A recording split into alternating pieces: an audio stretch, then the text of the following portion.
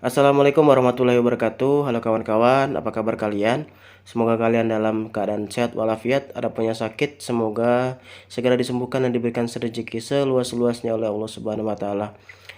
Mungkin teman-teman yang lagi klik video ini sedang mencari referensi, mencari sudut pandang atau mencari masukan. Perlu nggak sih upgrade pengereman belakang motor bebek khususnya Jupiter Z menjadi cakram atau disc brake?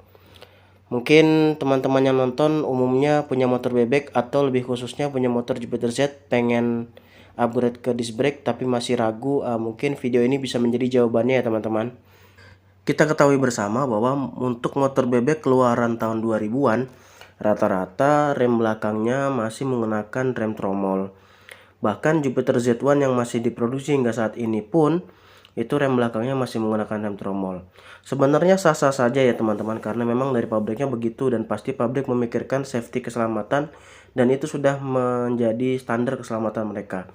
Namun seiring berjalannya waktu, beberapa bebek pun sudah di-upgrade seperti Super X125, kemudian dulu ada Shogun 125, kemudian sekarang ada MX King.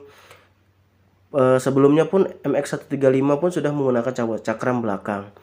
Nah, ini merupakan salah satu tanda bahwa cakram belakang bukan hanya mengikuti era zaman, tetapi bisa jadi atau kemungkinan besar cakram belakang merupakan upgrade atau advance dari pengereman tromol. Menurut saya, setidaknya ada 5 hal yang menjadi alasan yang bisa teman-teman pikirkan untuk sebagai bahan pertimbangan upgrade ke cakram belakang pada motor bebek atau Jupiter Z kalian. Yang pertama, perawatan dan pengecekannya lebih mudah.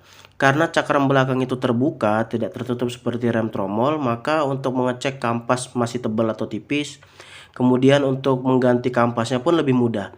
Kita tidak perlu membongkar ban untuk mengganti kampas, cukup membuka pin dari kaliper, kita sudah bisa mengganti kampas dengan mudah tanpa harus membongkar ban seutuhnya. Yang kedua, panas dari rem itu terbuang lebih cepat. Kenapa? Karena ya tadi cakram itu terbuka ya teman-teman, tidak seperti tromol yang tertutup dengan tutup tromol, sehingga panas dari peristiwa gesekan antara kampas dan disc brake atau medan geseknya tuh panasnya bisa terbuang lebih cepat. Dan itu didukung lagi bahwa disc brake-nya ini bolong-bolong ya teman-teman, jadi lebih cepat untuk membuang panas sehingga tidak terjadi overheat atau mungkin terbakar ya teman-teman. Yang ketiga, kinerja rem lebih baik, di mana rem cakram menggunakan sistem hidrolis ya teman-teman. Jadi untuk menginjak rem tidak perlu terlalu dalam, maka kinerja rem sudah maksimal.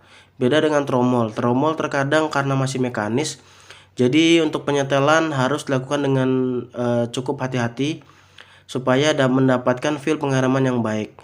Dan untuk tromol ketika kampasnya semakin tipis, maka untuk jarak injak tuasnya akan semakin jauh. Hal ini tidak terjadi ya kalau di rem cakram.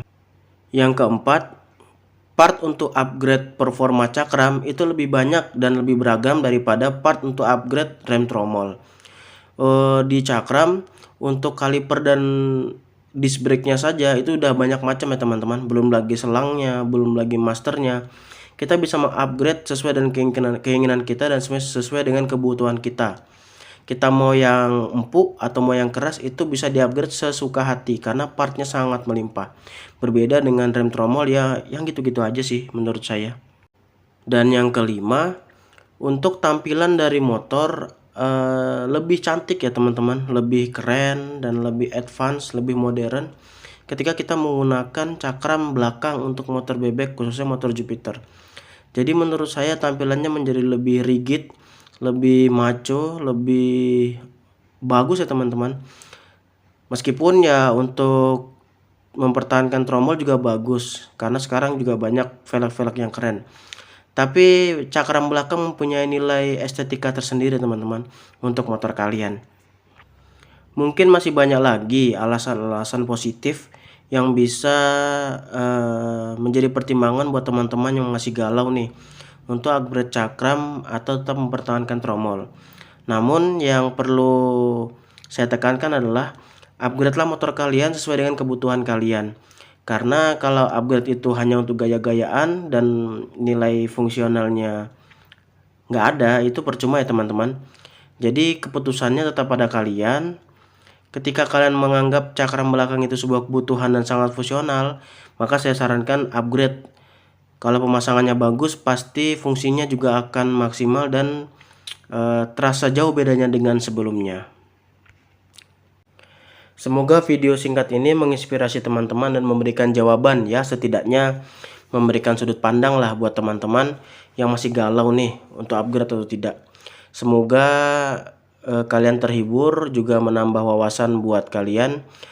Sekali lagi saya disclaimer teman-teman, semua yang saya omongkan itu murni asumsi saya dan murni dari pengalaman pribadi saya. Jangan lupa subscribe channel saya supaya banyak lagi video yang akan saya buat. Semoga hari kalian menyenangkan. Wassalamualaikum warahmatullahi wabarakatuh.